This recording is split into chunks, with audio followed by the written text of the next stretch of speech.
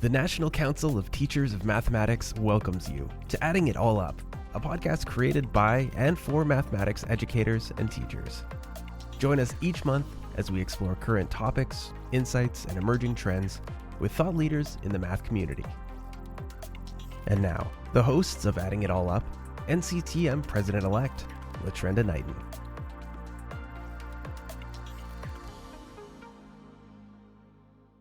Hi, everyone. It is my pleasure to welcome you back to Adding It All Up. And you are in for a very special treat for this session.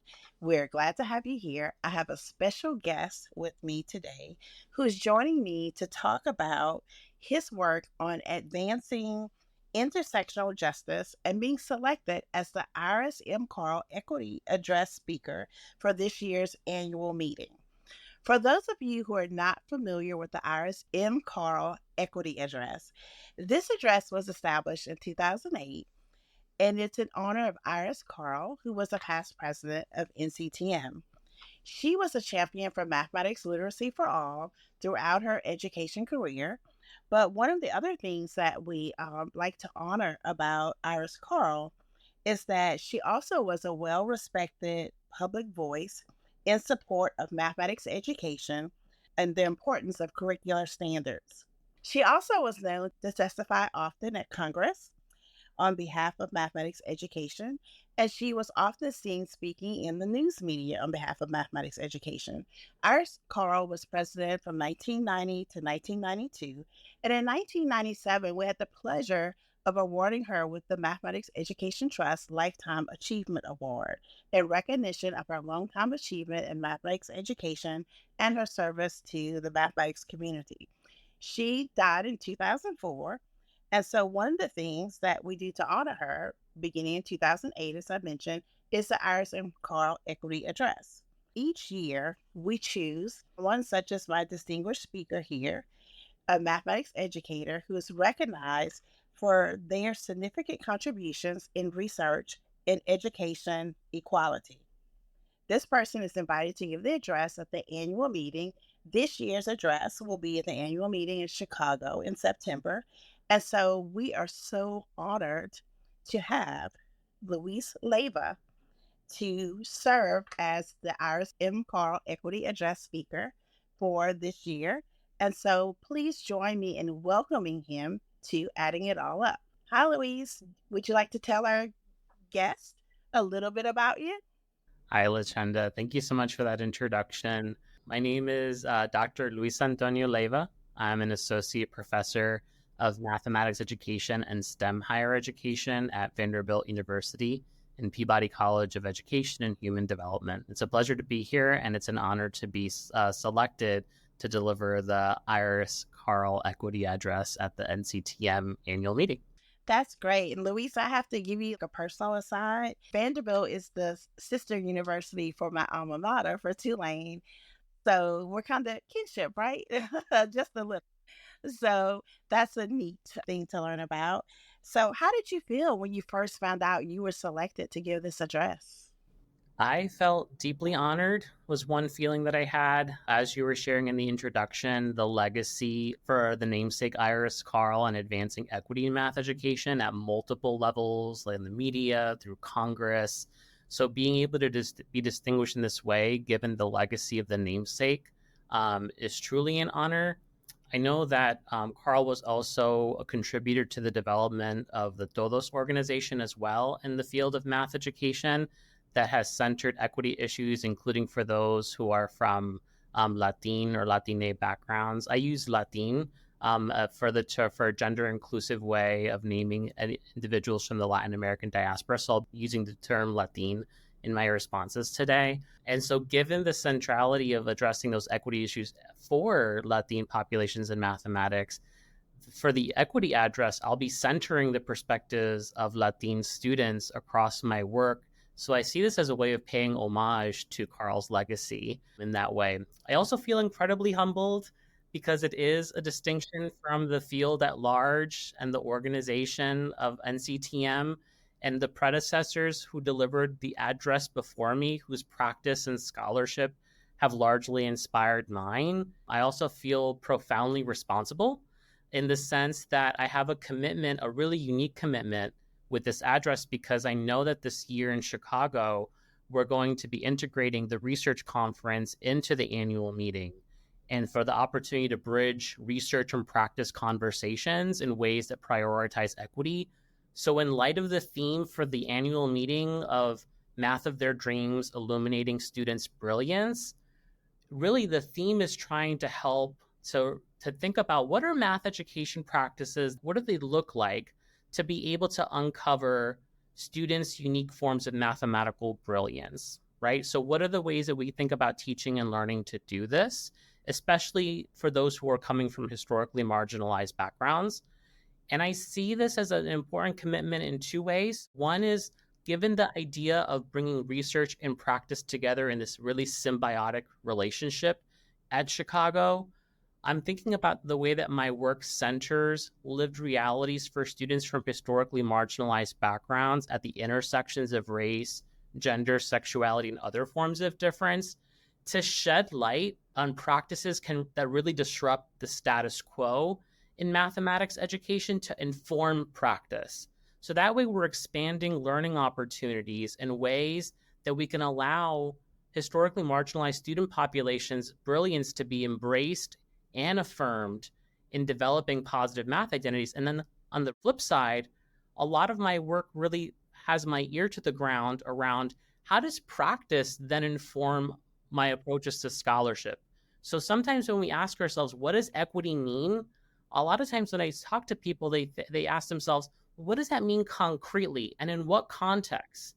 How do we concretize and contextualize what engaging in equitable practices feels like and looks like, and for whom? And so a lot of the times as a math teacher educator at Vanderbilt, I work alongside pre-service math teachers at the elementary level to remember that P-12 classrooms and schools are embedded in broader socio-political contexts. When I work with math faculty, a lot of my work is at the undergraduate level.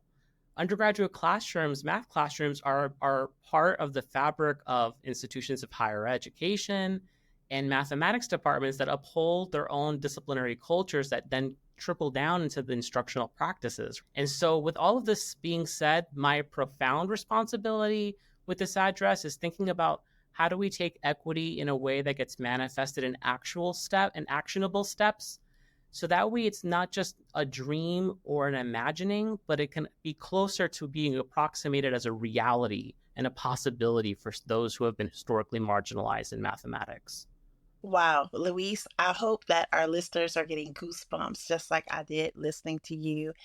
I really appreciate your passion for your research and what you're doing. And one of the things that you said is one of the reasons why I look forward to the Iris Carl Equity Address each year at the annual meeting, because as a K-12 practitioner, I often want to look to folks such as yourself to help me learn how I can link research to practice in the classroom. And so you mentioned the work with the educators you work with at Vanderbilt, but you also talked about working with the pre-service teachers as well. So one of the questions I'd like to know is, could you give us just a couple tips or strategies that you would share with educators in either of those environments of how they can use the types of things that you advocate for, that you'll be talking about?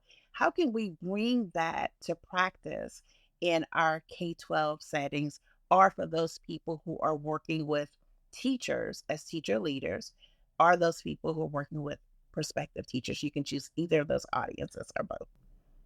That's a great question. Thanks, Latrenda. When you're engaging in this work as an educator, regardless of whatever context of influence you're in, like classroom, maybe you're an instructional coach, maybe you're doing some after-school programs with students in the community, I think what's really important is to start with interrogating your own areas of privilege and oppression through critical self-reflection. So I think coming to terms with doing this work is really important, because it allows you to establish a culture with those who you're serving and working alongside. So students who are learning from you or along with you, communities that you're serving, that you're supporting. And so one question that you can ask yourself is, What are ways that you're engaging in practices of mathematics teaching and learning that decenters your comfort to recenter the needs and the mathematical brilliance of those who are coming from historically marginalized communities in society and in math education particularly? What ways do your actions as a math educator reflect how you have been engaging in critical forms of self-reflection of your practice? And also, what's your purpose? Why are you doing this? What is the purpose for you engaging in the work of equity and justice in math education? And how does that then manifest itself consistently through your practice? Because as educators, the young lives that we're in, those young people, they can catch on to notions of being inauthentic and not being super deep with the work. So if you're not doing the self work, the young populations will catch on that there's a level of inauthenticity or disconnectedness of trying to do this work. So I would start with interrogating yourself. Then I would go into think about your classroom. So how are you getting to know your students? Through my scholarship that centers and elevates counter stories of narratives, of lived realities of both agency, resistance, and oppression and marginalization in mathematical contexts, it's a way of getting to know students' full humanities beyond just the classroom context.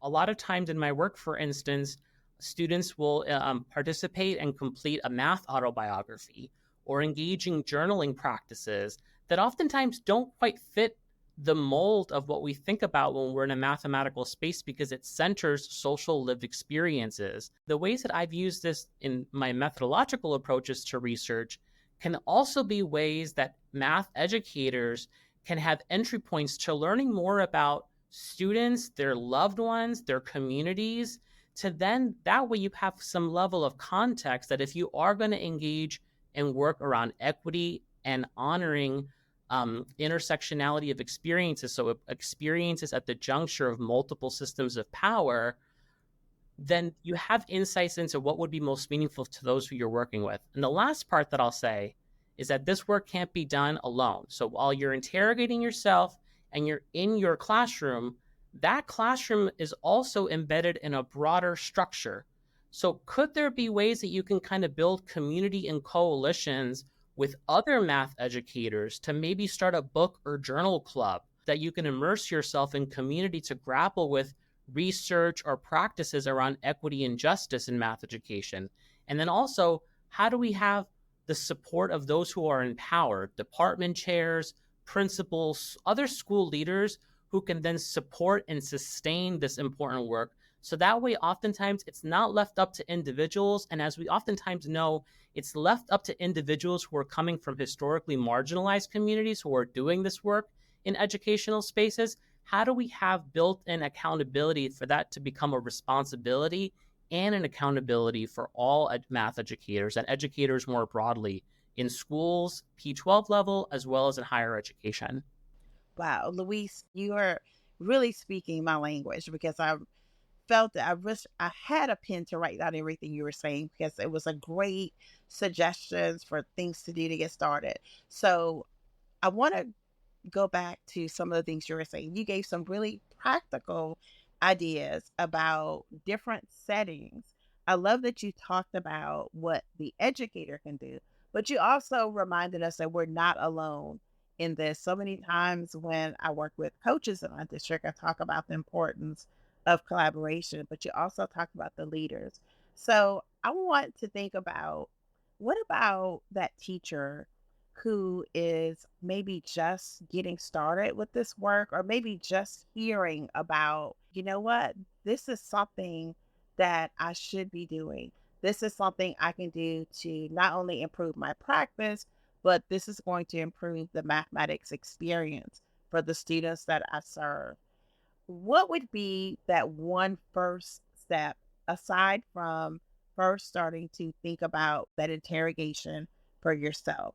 What might be something I might do if I'm just getting started to help create that community of learners around myself if I'm not really sure about the folks around me and how I can get them involved? That's a great question. I'm really passionate about this topic. And so the more that I think about it in community, I'm grateful for that. I think if you're starting off and doing some of this work, It's difficult. It's difficult work because there's a certain level of discomfort that happens around some of this, because as math educators, we think about how the discipline in many ways has socialized us into thinking about what is the dominant paradigm of what teaching and learning looks like. And sometimes that dominant paradigm has served some and not has served others in educational spaces, right? And so I think a lot about what inspired me to do this work and coming into this work. And I think that one thing that I would say, it's really small as a practical step, but it's almost this idea about being able to be comfortable with embracing discomfort in those small moments of what seems to be just kind of something that's off about teaching calculus or teaching mathematics in general, or just reaching out to your students in the classroom, that might be like recentering social issues and identities that oftentimes get erased, and that communicates to learners that those issues are not relevant. And as a math education researcher and learning from students across different historically marginalized communities and across different intersectional differences of identities, is that there's a certain level of commitment to social justice that brings them into mathematical spaces of learning. But when they look at their curriculum and they look at the ways that mathematics is taught, it's taught in ways that are disconnected from social realities. And so oftentimes students will say, if there is a moment where I've seen my educator who builds community, let's say, so I mentioned before that I do work at the undergraduate level. In a calculus context, if an instructor begins their class without beginning to even talk about content right away, but builds community and says, let's get to know who's in our classroom space and what brings them into this classroom. It's about an opportunity to build community and a culture in that way. And also thinking about, sometimes students may look at math teachers as being very serious. When I was certified as a math teacher, I was certified to teach K-12. I did my work mainly in high school context. And then I worked for several years in STEM support programs in higher education, including the Upper Bound Math Science Summer Bridge program. And so I was teaching mathematics in those spaces too. And one thing that I remembered that I'll never forget is when students would say, Mr. Leyva, one thing that we really appreciate is that we're in math class, but you don't take yourself too seriously. So there's also a level of embracing discomfort, but also embracing a sense of vulnerability, of being able to make mistakes in the classroom, because then that alleviates the stakes of sharing an incorrect answer, et cetera, which when we think about that and the implications of what that means for students who are coming from minoritized communities, the implications of being wrong and speaking up and the stakes of participation could be heightened. But as an educator, if we can model and truly show that we're walking in what we're preaching to them about being able to, be vulnerable themselves as learners, that way it kind of allows a communication and almost like a reprieve for students who have been socialized to do and learn mathematics in ways that really narrows an opportunity to bring their full selves into these spaces and to engage into the discourse in the classroom space. Attend the premier event in mathematics education, September 25th to 28th in Chicago. Register now for the NCTM 2024 Annual Meeting and Exposition to join more than 5,000 mathematics educational professionals for 4 days of collaboration and learning. Learn more at nctm.org/Chicago 2024.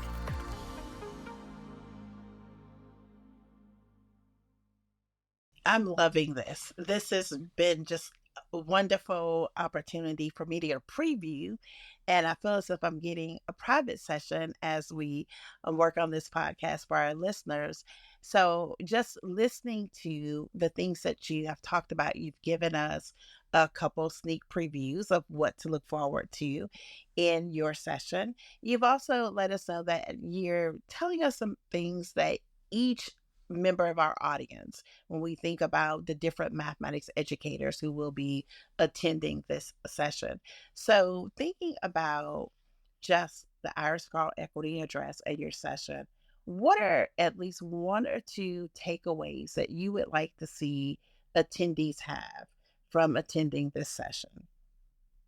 I think that when I think about takeaways from this session, I'm going to be centering issues around when we think about intersectional justice in mathematics education. So when we think about broader systems of anti-Blackness and how that becomes an ideological and structural ways that Black lives are dehumanized through systemic racism and white supremacy, and how that then interlocks with other forms of oppression, so including cis heteropatriarchy, so the system of power of the collision between cis heterosexism and patriarchy that marginalizes cisgendered women and also queer and trans people. And so at that juncture, over the years, I've been able to develop a framework of how STEM education, including mathematics education, operates as a white cis heteropatriarchal space. And so what I'll be doing through the address is to elevate voices specifically from Latin mathematics learners across the spectrum of grade levels from P12 and higher education to really elevate the multidimensional ways, whether that's being from an ideological perspective of like what are the dominant beliefs, norms, and values that shape math education as a space, institutional levels. So thinking about institutional influences such as like, when we think about instructional practices or assessment practices, and then the relational element of like the everyday realities of either oppression but also of agency and resistance, of how are learners also being able to navigate spaces and push back on systems and structures and ideologies that are marginalizing in teaching and learning spaces. And so through this lens, I'm going to be showcasing different perspectives. And one thing that I would hope that people take away as a thread is that I'm going to be highlighting moments of the true realities of intersectional oppression, but also trying to elevate moments of disruption and uncovering promising practices. And oftentimes the unfortunate piece is that these sometimes are far and few in between, but they are also very resonant, and they actually stay quite imprinted into the minds of young mathematics learners of thinking about moments as being maybe, I'm thinking about one participant who mentioned this was the most human interaction that I had with a STEM professor, or that same participant who went on to say this was actually allowing me to feel seen. And for her, she is a queer Latina. And so for her, being a racially minoritized woman in this space, of moments where she was able to actually feel seen and affirmed. So going back to the theme of the annual meeting of being able to kind of uncover and illuminate mathematical brilliance in these moments, these far and few in between moments in math education, these were moments where students across intersectional marginalities, their identities were seen and affirmed and embraced, but also their ways of knowing and engaging with the mathematics was honored and embraced. And so as a takeaway, sometimes a lot of the work that I do, maybe at the undergraduate level with calculus, runs with some parallels in P12 when we think about algebra and how algebra and calculus oftentimes operate in the fabric of math education as a gatekeeper in many ways to more advanced mathematics for students who are aspiring to engage in STEM majors at the higher education level, but also that these spaces of mathematics teaching and learning, like algebra and calculus in particular, are formative spaces where students are building a sense of identities as mathematics learners because they can recognize the high stakes that educational systems have placed upon spaces like calculus and algebra, where students will begin to think about themselves as disidentifying or identifying with the discipline, and that's also tethered to their socially constructed forms of identity. And so as a takeaway, I would like folks in the audience to see that there could be really small moments of disrupting the status quo of what mathematics education has been for students, but that despite those being small moments, they can actually have huge differences in being able to affirm historically marginalized student populations across different intersections of social difference. Louise, thank you so much. One of the things I am really appreciating from getting this up close preview is you're talking about the work that we should do as educators, but at the same time, I'm feeling as if you are also validating me as just a learner myself, because that's one of the reasons why I attend conferences such as this, because I feel as if you're validating my work and you're also thinking about people coming in at different places. And, we're at different parts of learning these types of things. So when I think about the people who will be in attendance at the annual meeting, why do you think it's important for mathematics educators to attend conferences such as this for professional learning opportunities or for maybe even personal growth, or it may even be an aha moment for some people, especially in a session such as this? Why is it important that we do this?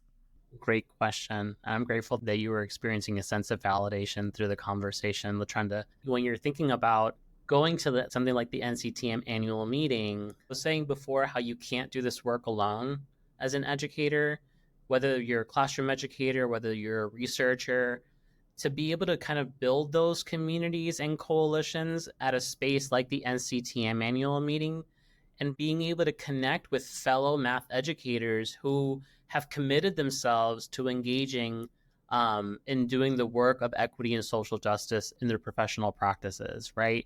I think it's important because, sometimes we work within our own realms, in our own school districts, in our own areas of educational leadership, in our own sectors in higher education.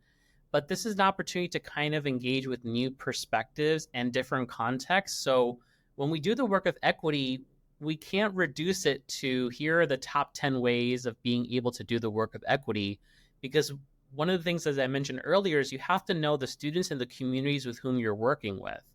And so to be able to recognize and contextualize what it means to engage in this, you can really learn and begin to interrogate and say, really trying to do this in my classroom right now, and I'm trying to reach students in this way, and I'm not sure if it's necessarily being quite effective. And so you might learn from other educators or in classrooms or researchers who maybe are engaging in inquiry around that professional practice to think about different spaces, places, and people who are being impacted by those practices and how that can then be transferable to the space that you're engaging in to advance the work of equity and social justice. I think also at the NCTM meeting is a really nice opportunity to not just connect with people who are working in different like educational contexts and bringing different perspectives, but also across grade levels and educational levels as well. Thinking about, even though you might be working, let's say at more advanced levels, like in the high school level, some of those ways of thinking about equity issues might be transferable to the little ones who are maybe more at the pre-K level or in the elementary school level. I think about that a lot as an elementary math teacher educator who does research at the undergraduate level. How are those two spaces coming together for me? The last piece I'll mention is going back to the fact that the annual meeting is really prioritizing the research practice connections through the integration of the annual meeting and the research conference. This is an opportunity to be in dialogue between researchers and practitioners of answering the big question for equity-oriented work and building unique partnerships around shared areas of inquiry and practice. So I think that those would be some perspectives to think about if you are considering engaging with opportunities in the NCTM annual meeting for this year. You mentioned a lot about having people cross grade levels, maybe even cross like your job function. So you may have teacher leaders talking to teachers who are practitioners in the classroom. We may even have some pre-service teachers. So really talking about having people collaborate and learn from each other. And I love your suggestion about people thinking about the importance of how I might possibly learn something for someone in the secondary arena that I can bring back to my elementary classroom. So I've attended the annual meeting. I've gotten lots of validation about something that probably has been in the back of everyone's mind. And some people maybe just didn't have the courage to begin to do this work. So now that I've gotten started, or at least I've started thinking, what are some suggestions for how I can continue that work? Because I think about sometimes some people are in some places that are a little bit more isolating than others. So, what are some suggestions to continue that work? What are some suggestions that maybe they can use to build upon some of those relationships and connections that they've made in a session or a conference, such as the annual meeting? Yes, because we want to make sure that the conversation continues, right? And it doesn't just kind of stay put at the conference itself. Like we get really energized to do the work, but then we want to sustain that momentum.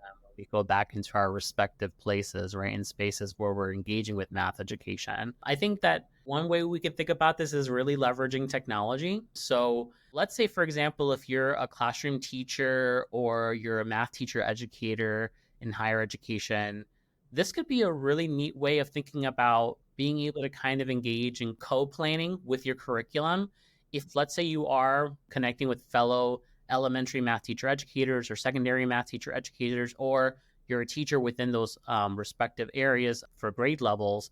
And what if you're able to kind of bring your classes together through the technologies that be, where, maybe you are kind of engaging in a shared activity that really is centered around maybe it's issues around mathematics identity or issues around using mathematics as a tool for social justice in the local community, but you are connecting with somebody who you met at the NCTM annual meeting who shares this commitment to engaging in math teaching and learning from an equity perspective, but you don't want to necessarily try to do this alone. Not only are you connecting, but now your students are also connecting with others who are having a shared experience around their opportunities to learn. And that could be a really nice way of expanding not only your own professional network, but also the networks of supports that our young learners have as well, especially if young learners may be finding themselves feeling isolation around their own social identities in their respective areas, whether that be in P12 or in higher education. So I would say thinking about co-planning opportunities. I also know that in years prior, I've participated and I've had the fortunate opportunity to present during a webinar that NCTM organizes as well. And so that could be another way that technology can really be leveraged, which is to be able to connect with folks who are participants or audience members in an NCTM webcast or webinar. And I know that many of those presentations have highlighted really important issues around equity and social justice. And it's also wonderful when you're a part of those spaces to see folks who are coming and reconnecting because they either met at the NCTM annual meeting or they participated in a previous webinar or webcast. So those would be two ideas that I would offer to really keep those conversations going after the conference. I love those ideas. So many of my math friends are people I met in those spaces, and probably only recently that I actually meet them in person at an in-person event. And I love the idea of making sure that we're not only providing or thinking about our students and thinking about building their identity and agency, but by connecting two classrooms that could be on opposite ends of the country, just opening that window for your students to see other mathematicians. And so they begin to expand their view of who does math and who is a mathematician. One of the things that I know for a lot of teachers in the K-12 space, and I'll speak from the bulk of my experiences working in K-5, this is probably one of the first times in the last couple of years, and especially this year's conference, where we're highlighting linking research to practice, that teachers may have the opportunity to interact with researchers and actually ask questions about research and maybe even get advice or ideas for how they can bring those things into practice. So for those teachers who get a little bit excited, like I do when I hear those particular sessions. What are some strategies, thinking of your work with your pre-service teachers or maybe even with some of your elementary educators? What would be a suggestion you would give for those teachers to make sure that they are being good connoisseurs of the research opportunities that are afforded us and how they can think about using those as opportunities to build their practice as well as enrich the experiences for their students? Is an important question about, I'm understanding the question is how do practitioners kind of leverage insights from research to be able to inform their own professional work? Did I understand that correctly? Yes, because I think some people, this may be the first time they really have an opportunity to interact with the researchers because we used to have that one day we had the overlap, but now it is totally integrated. And I'm really thinking this is going to have a wonderful opportunity for both sets, researchers and for practitioners.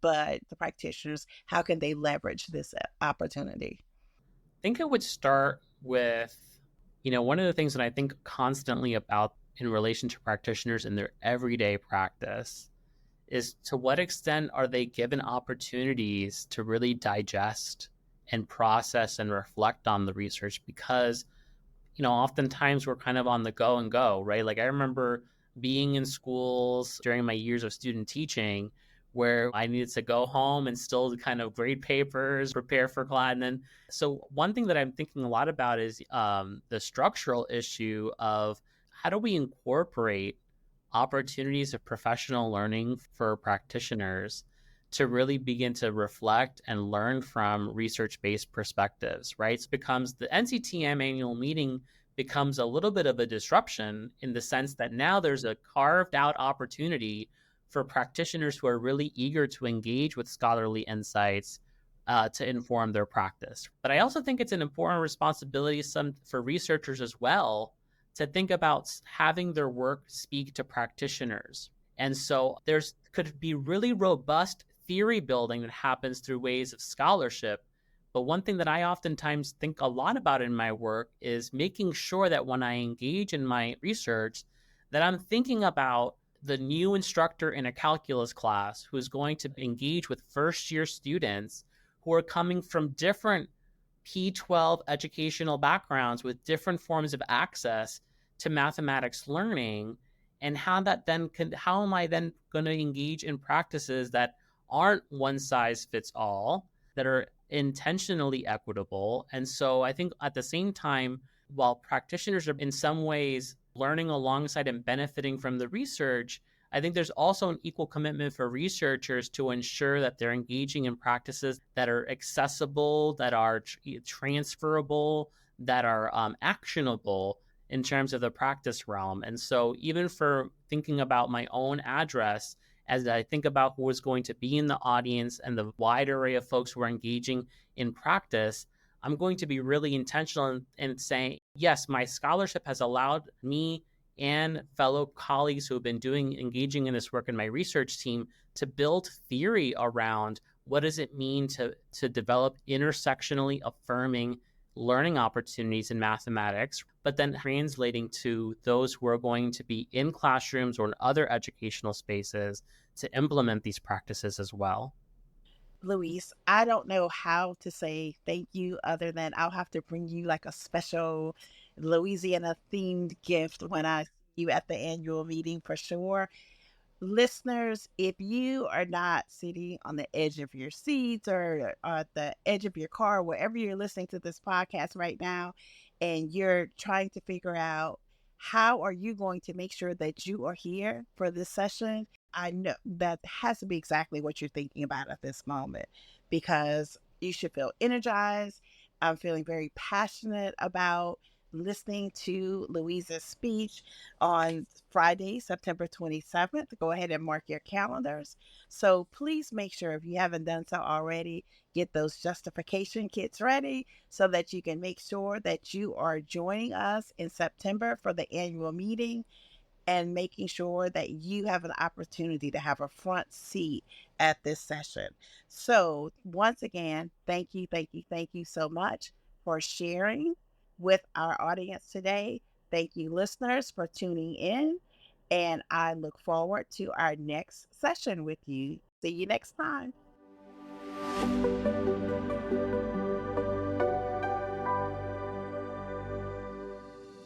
Thank you for listening to this episode of Adding It All Up featuring Leyva. At NCTM, we strive to bring you the biggest topics happening in mathematics. Join us next month for another exciting discussion.